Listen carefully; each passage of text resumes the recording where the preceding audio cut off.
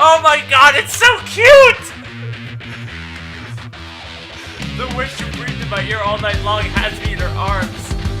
Hey, I don't have to censor this picture, and it's so cute. Look at this.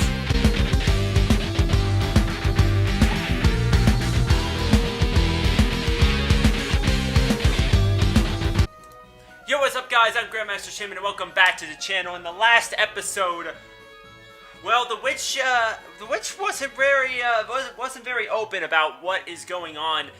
There seems to be a lot of plot holes that she just seems to be intentionally leaving out of her story with the princess. We don't really know exactly what is going on. All we know is that she's extremely attractive, and Rosetta wants that puss. So, we're now allowing her to sleep in the bed for money, but we've got to clean up the room. Make sure you guys click that thumbs up button down below for me, because you already know your support is greatly appreciated. And if you guys have any suggestions on visual novels you'd like to see me play on the channel, leave them in the comment section down below for me, because you already know I take every comment very seriously, especially with how little there are on this channel already. So I lie on my bed and sleep. Shall I give you a demonstration? I glare angrily at Zara, but upon catching my eye, she suddenly bursts into laughter and begins making the bed and picking up my things that are scattered all over the place. Come on, help me. I defiantly cross my arms and reply, no! I see absolutely nothing wrong with this room. Zara ignores me and continues cleaning up despite my stubbornness. Realizing that this would go much quicker if both of us were cleaning, I sigh and resign myself to helping. When Zara reaches a box filled with heavy books, she holds her hand above it and quietly whispers something. To my surprise, the books begin to fly up out of the box, pages fluttering like huge paper butterflies, and settle themselves on a shelf in the closet, each in their own proper place. I stare in amazement and delight. I've never seen magic like this so close before, let alone in my own home. Oh, how did you... Magic. Zara cheerfully smiles at my astonishment. After witnessing such a magnificent witchery, I'm ready to believe that just about anything is possible. Well, anything except that this girl, who seems so charmingly, is capable of causing anyone harm. Are you going to help me? Mesmerized, I simply nod and begin picking up clothing that had been scattered all over the floor. Oh, okay. No, okay.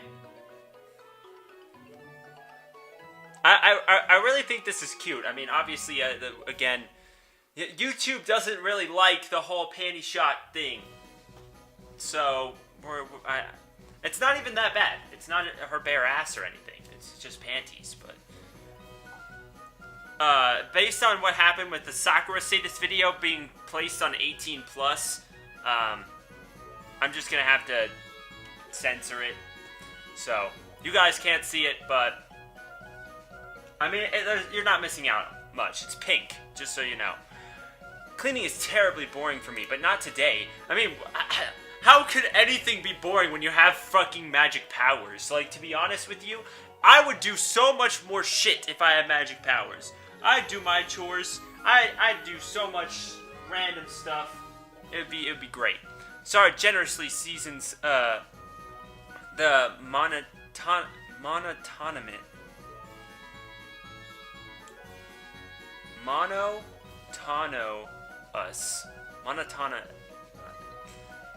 Why is this word so hard to say? I know what it is. Monotonous. Occupation. God damn.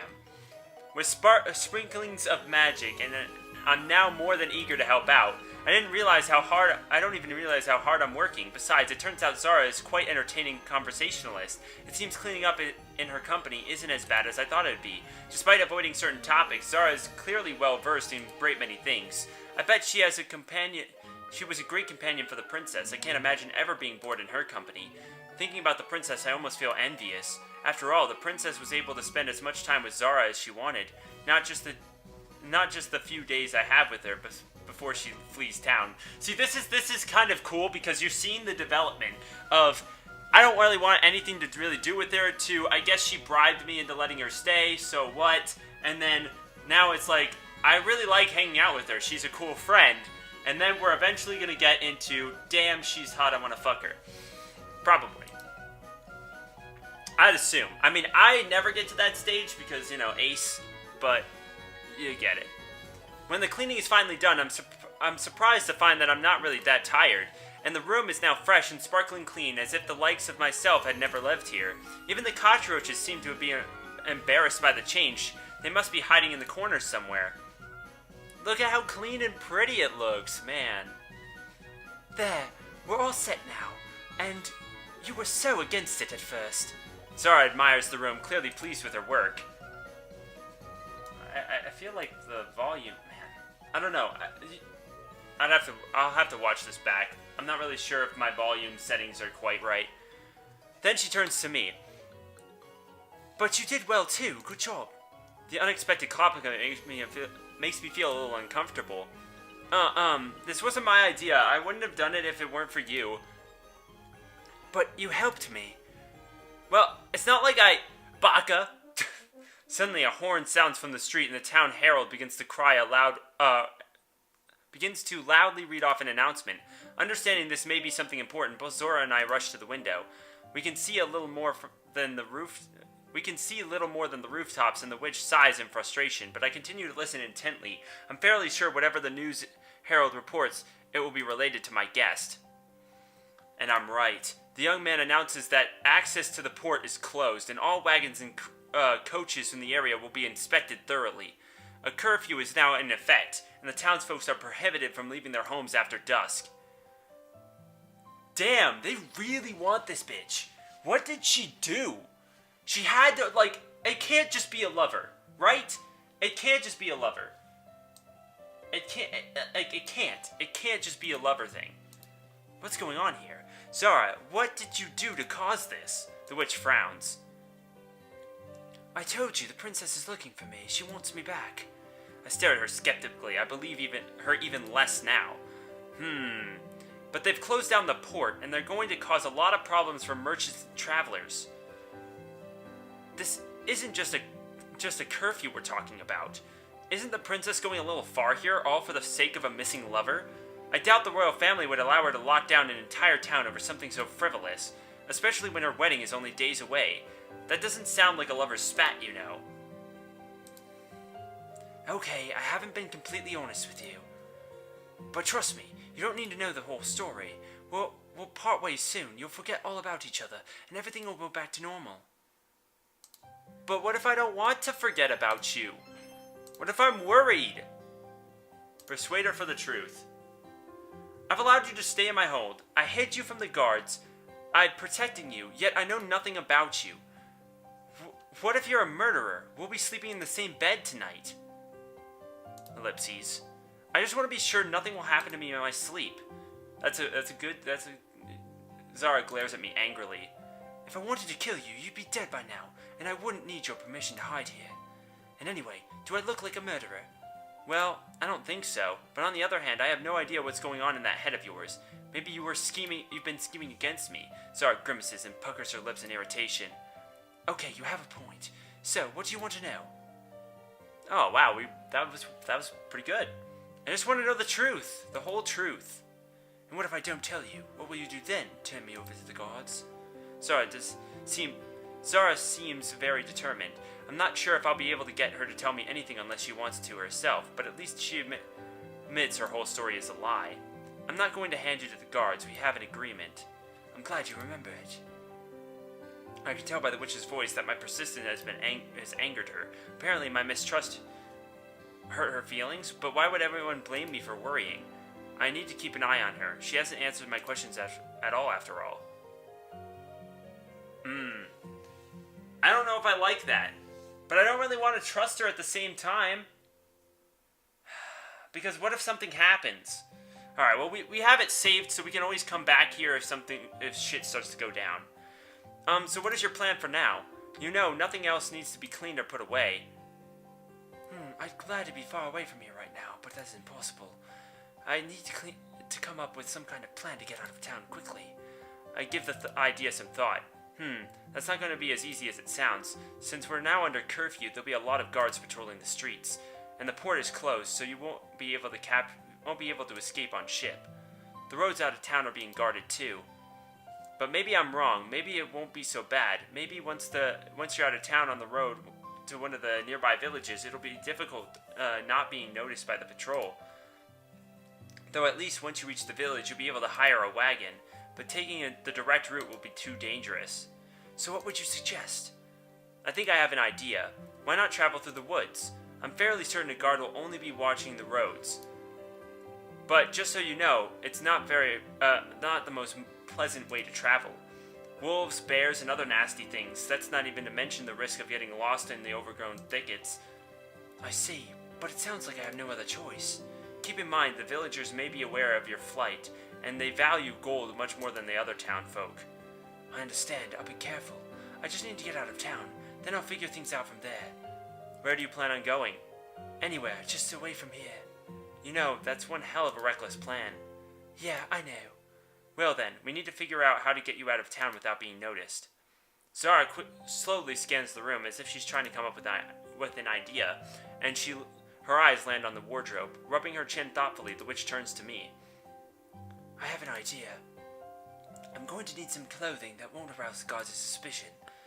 Perhaps that of a pilgrim or priestess from the local temple. Something that will allow me to pass without inspection. A disguise. Oh, I love it. That's a great idea. We should dress as Nerian priestesses and tell the guard that we're traveling south of town to the sanctuary. Everyone knows about the sanctuary. They won't have any reason not to trust us, especially if we play it off well. I hope you can act. I'm pretty good at actress myself, but... I'm going alone. The priestesses rarely travel alone, you know. If you go by yourself, it will attract the guard's attention. But if we go together, you'll have a better chance of avoiding notice. Ooh, that's good. Besides, they're probably expecting you to be by yourself. A lone girl traveling on their own will definitely arouse more suspicion. You're right.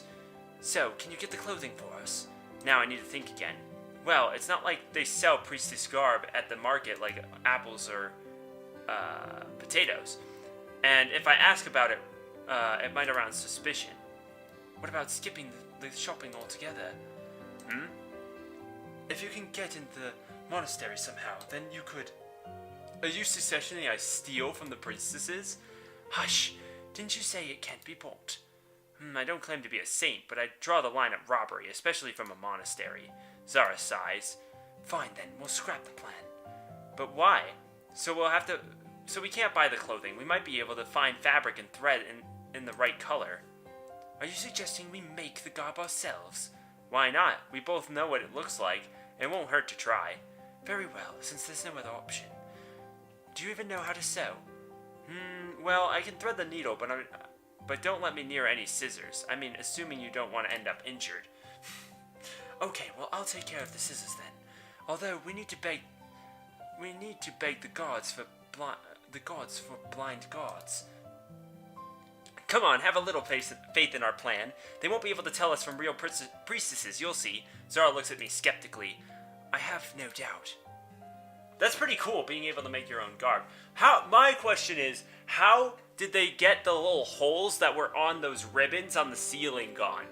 That's my question. I mean, magic is one thing, but if you can't even clean your clothes from dirt, there's no way you could sew those holes up.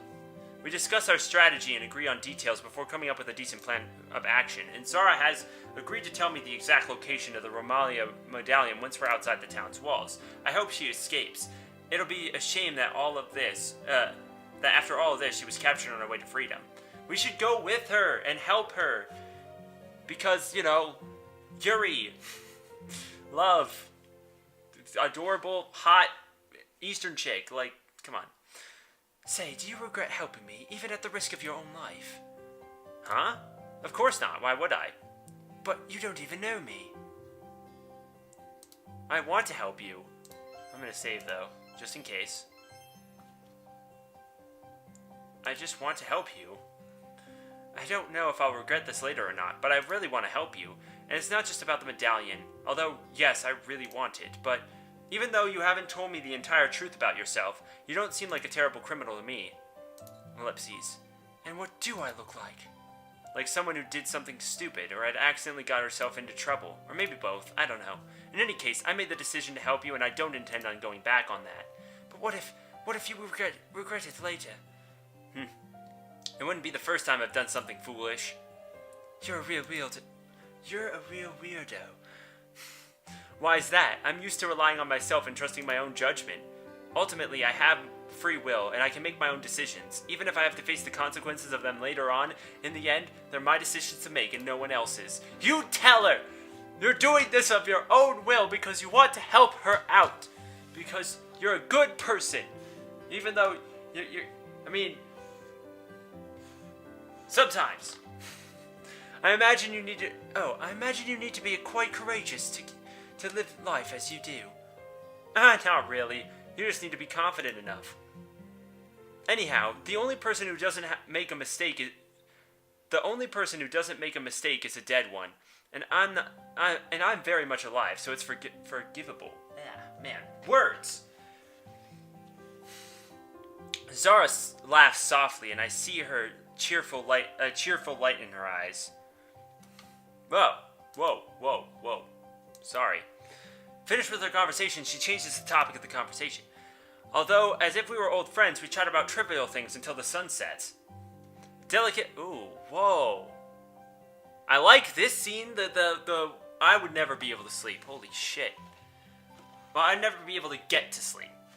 Once I'm asleep, I'm, unconscious no matter what you do. But, I have trouble falling asleep when there's bright lights in my eyes. And the moon being right on the bed is kind of rough. Delicately covering her mouth with her hand, the witch yawns and I realize it's time for bed. Unfortunately, I remember Zara's confession about liking girls. And the thought makes me uncomfortable again. Well, I'll just have to pretend everything's fine. And besides, why am I even embarrassed? Unlike the witch, I'm not into that kind of stuff. Look at her face, she's totally into that kind of stuff! Are you kidding me? Seriously, what about her doesn't say that she's not into that stuff? Because she's totally into that stuff. I don't think that made sense. Anyway, it's gotten late. Should we head to bed? Oh, she took off the apron. Yeah, I think so. It's been a whole day. So, after you? Zara smiles slyly after glancing at my flushed face. I assure you, you have nothing to worry about from me. I told you already that I won't touch you. At least, unless you ask me to. Look at her face! Look at her face! She's what? Oh my god, she wants it so bad. She's like, unless you want me to. I know you want me to. I know you want me to, bitch. I'm not worried. Besides, what makes you think I might want it? For a girl who claims to be only interested in guys, you're quick to blush whenever you speak of sleeping in bed with me. That's not true, Baka. You could sleep naked and I won't even look your way. Oh, really? Oh, no. I just so happen to enjoy sleeping in the nude.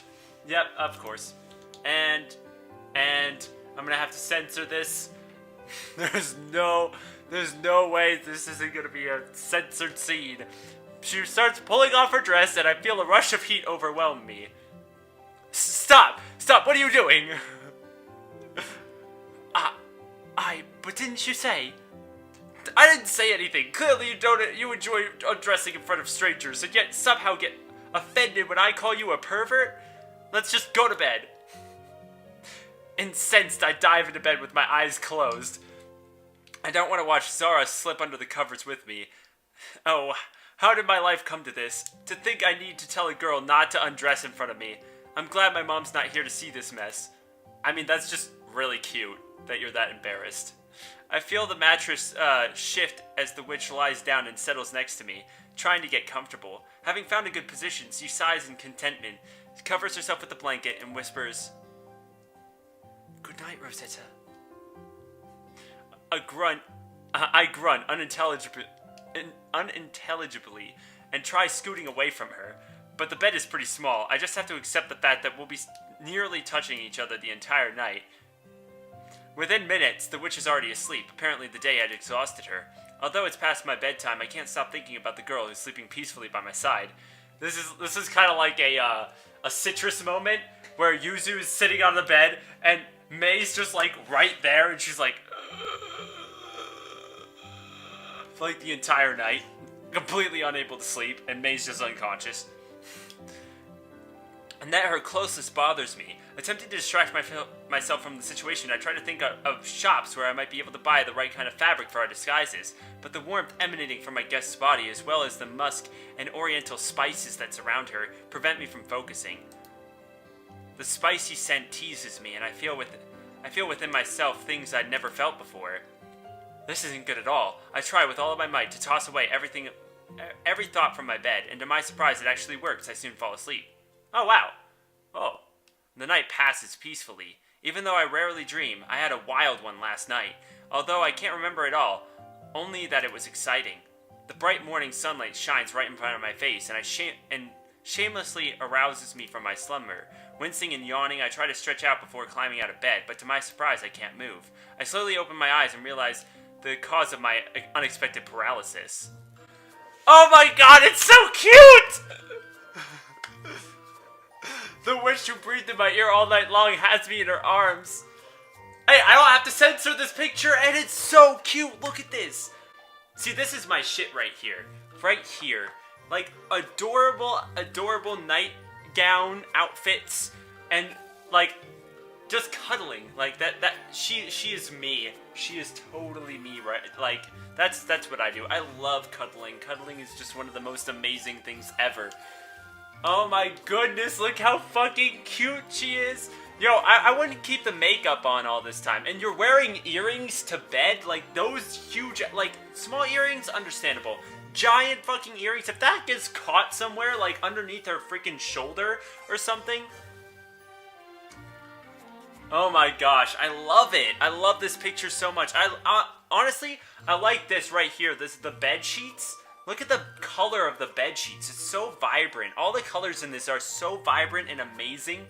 I'm in love with this art style that this person has. It is so good. Like, so good. I love it so much. The witch who breathed in my ear all night long has me in her arms, and her legs wrapped around me. I feel her warmth seep into my skin as she snuggles against me, like we were more than just casual acquaintances. Of course, I realize that this is likely unintentional, but the situation throws me into a fever. Her breasts press up against mine, and I can feel her breath on my skin. I squint, trying to clear my head. Never have I been in such a questionable position, let along with the girl. Closing my eyes only intensifies the feeling of closeness I have with this brown witch, and I open them wide again. Zara looks calm and relaxed. Her slightly open lips smile almost imperceptibly. What words? I guess she's having a pleasant dream. I, on the other hand, am too embarrassed to know what to do. What's partially confusing is that I'm actually enjoying this. How would you not enjoy this? Seriously. Honestly, if I was in her situation, I would be freaking dying, because I'd be like, oh my god, she's so fucking cute. And I'd probably snuggle her back, to be honest with you. But she doesn't realize that she's totally gay. What's particularly confusing is that I'm actually enjoying this. Lying in the arms of my guest, listening to her breathe, I spend a few more moments exploring these feelings, but then I remember that decent girls shouldn't get themselves into such compromising positions, and so begin looking for a way to escape from under the blanket. I need to slip out of the witch's arms before she wakes up, otherwise the situation is bound to get even more awkward. I try to carefully pull myself from her grasp, but to no avail. Maybe I should try pushing her away.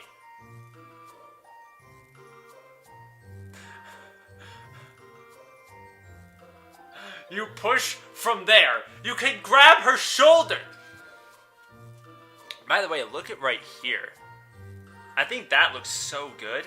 Look at her freaking face. Just the chin and... Anyway. Despite desperately trying to get out of bed, it's not hard to notice the softness and warmth of her bosom. I think maybe I know why guys enjoy touching girls' boobs so much. Boobs are one of the most amazing things in the world.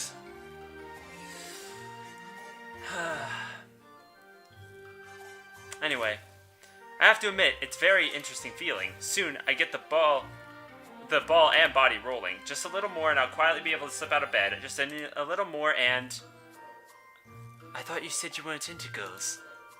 No, that's not what you think. Really? Because it certainly looks like it. And you talk about perverts and you're... It's not like that, you've got it all wrong. Well, if I'm wrong, can you stop grabbing me? Although, I can't say I'm particularly against it, but it's only polite if you ask before touching. I immediately pull my hands away and hide them behind my back. As if the situation meant nothing to her, Zara yawns. I'm not interested at all. Don't make things up. I'm not surprised you like them. But didn't you say you were unaffected by feminine charm? Who said anything? What charm? Anyway, get your legs off me. It's time to get up. It's already morning. How long could you possibly sleep? Zara reluctantly pulls away and sits up in bed. Sighing peacefully, she glances at the window, which streams bright sunlight into the room. I see it's already morning. The first morning of my new life. The witch smiles wistfully and then turns to me. You have no idea how lucky you are. You can sleep as much as you want. And there's no one to wake you up at dawn, or to dress you and comb your hair as if you're a mindless doll. No meetings, no boring gossip, no hypocritical smiles, no control. Zara pauses and looks past me, then as if realizing that she just said, she changes the topic. Well, since you're up, what's for breakfast? I don't really know. I wouldn't really say I was up, since I was stuck in between your legs. But the breakfast depends on how much money is left over from yesterday's shopping trip. Although, considering how much you gave me, there should be more than enough for a few meals. But I'll need to buy everything we planned for our trip, too. Oh, I almost forgot. I need to visit the tailoring shop for materials for our disguise. So, I might need a bit more money just in case. I have no idea how much it's all going to cost. I hope whatever outfits we make are good enough to pass off as priestesses, at least from a distance. Without saying a word, Zara immediately pulls a sack of gold out and from the folds of her oriental dress and that hang on the back of the chair. Oh, okay. She counts a few coins before abruptly stopping, then silently stares at me for a few moments as if contemplating something. Listen, since you're going to the market, can you look for a purification crystal at the alchemy shop? I'll give you the money for that too. Purification crystal?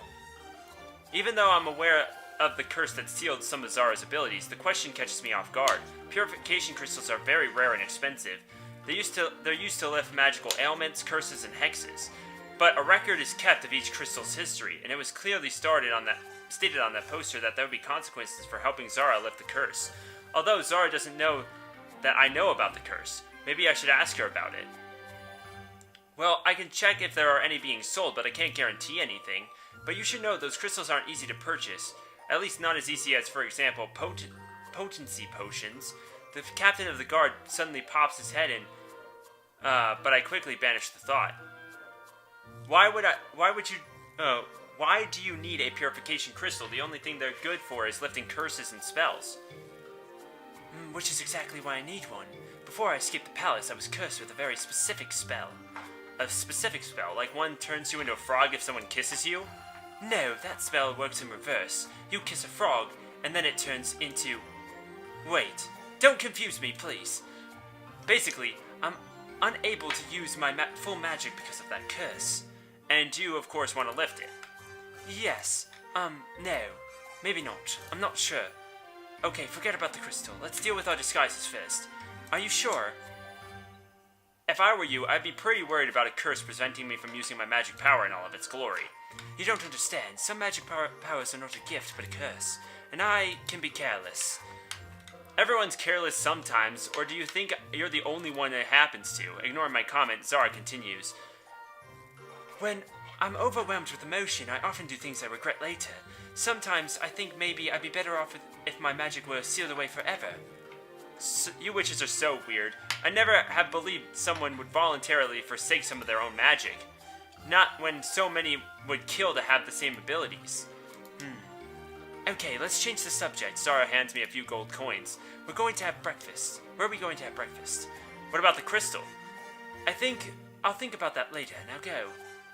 I glance at Zara suspiciously. First she wanted the crystal, now she doesn't. Why can't she make up her mind already? Are all wishes so indecisive? I had never have thought, but honestly, I'm glad she changed her mind. I still value this head on my shoulders, which is why I'd risk losing for helping lift the curse. For which I'd risk... Okay, anyway. I can't help but imagining my own execution. It's an ordinary summer day. Sunlight shines down upon a lonely scaffold in the middle of the main square. Nah, it should be overcast. Gloom storm clouds hang over town, illuminating the main square with occasional flashes of lightning. The rain is pretty hard, as if the goddess herself is in mourning for the loss of one of her fairest daughters. A large crowd of spectators gather around the scaffold, eager to witness. Who'd want to get wet if it's raining so hard? Nah, they'd probably be watching from the windows, with only a few brave souls standing out in the scaffold. I heave a sigh.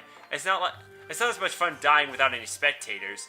I had hoped for a bigger crowd. Anyway, Next, a beautiful yet lonely maiden steps onto the scaffold, and she's literally imagining her own execution right now, as if ignoring the large crowd that gazes upon her with amazement and delight. A cold gust of wind. Wait, why is it cold? It's summer. A warm breeze. No, that's not right. That doesn't sound tragic at all. A gust of wind ruffles the long flowing hair that covers the girl's body, as if it were a death shroud. Imagining this significant scene, I feel my nose tingle from how exciting it would be, and the girl, who without relinquishing any of her dignity or pride, kneels before the executioner's block. The merciless executioner, who secretly blinks away an unwanted tear, raises the axe over the head of the hapless victim. And then I imagine my head flying down the scaffold, and I shudder. But what terrifies me most isn't the fact that I'd be decapitated, but that no one would allow me to be executed with my hair unfastened. They'd surely cut it off, and as they want to do when a criminal has long hair, which might interfere with the executioner's work. Such magnificence should not be wasted. I agree, her hair is way too beautiful to cut off. Get out of here. What if they weave the victim's hair into wigs and to be worn by a noble woman? The terrible thought brings tears to my eyes, and I instinctively grab my tresses and hold them close. I didn't spend so many years growing my hair out just so I could decorate someone else's head. No, I mustn't let myself get caught helping that witch. Otherwise... are you okay? That look on your face. And what are you doing with your hair? I thought you were going to the market. Zara interrupts my tragic reflection, catching me by surprise, but I immediately pull myself together. Yeah, I'm going. I just need to remember where my comb is. Zara raises an eyebrow and points to the table with toiletries. So be it. She'd never understand how I feel anyway. I get dressed, arrange my hair, and head to the market. Alright, that's it for this episode, so make sure you guys click that thumbs up button down below for me, because you already know your support is greatly appreciated. And stay tuned for the next episode. Make sure you hit that subscribe button if you haven't already. Leave a comment in the comment section below, and we'll see you all next